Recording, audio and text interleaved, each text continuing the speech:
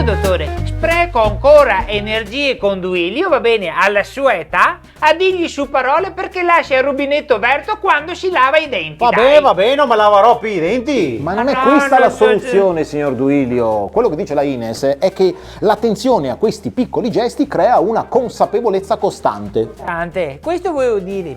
Non mi ha capito tanto. Intendo dire che mentre fa la doccia, si sta insaponando, chiuda l'acqua. Mi fa la doccia. Esempio sbagliato, dottore, Duilio non si lava, pochissimo si lava, pochissimo, è onto proprio di suo. Scriva Duilio è onto, esso è onto, oltre che insemenito, scriva insemenito anche. Comunque, le piccole attenzioni, no, ripetute giorno dopo giorno, portano anche a un grande risparmio.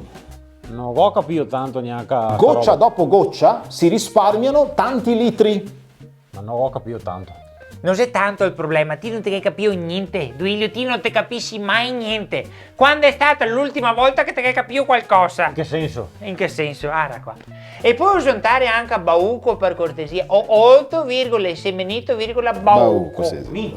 Comunque, voi a casa state proseguendo con il giochino delle multe? Multe, sì. Allora vi multe, ricordo come funziona. Sì, Ogni volta che uno dei due fa uno spreco d'acqua, anche se piccolo, deve mettere 50 centesimi in una cassettina. Lo avete fatto? Lo abbiamo fatto. La settimana scorsa non è andata benissimo. male, 324 euro. No, questa settimana invece... Abbiamo migliorato. Oh. 303. Ma 303? In due. Ma ho capito, ma sono un sacco di soldi 303 euro. Però ne stiamo migliorando. E anzi le dico, dottore, abbiamo esteso sta roba in altri ambiti della vita familiare. Dai. Non so. No, in che senso? So come dire che. Duilio. No, in che senso? Mi spiegate? Abbiamo esteso il gioco delle multe al tema della nostra intimità, diciamo. Ah, certo. Praticamente ogni volta che uno propone all'altra e l'altra dice di no, O l'altro... ogni volta che uno propone all'altra e l'altra dice di no, c'è una multa. di 50 centesimi. 50 centesimi, certo. E com'è andata? La settimana prossima compreremo gli 8, dottore. L'aspetto per l'inaugurazione, Sì. E gli 8, dottore, mi fa. Però vede, signora Ines. Io so.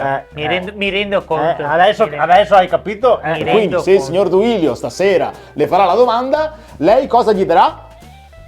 Altri 50 centesimi, dottore? Bisognerà pur mettere un poco di gasolio sotto yacht.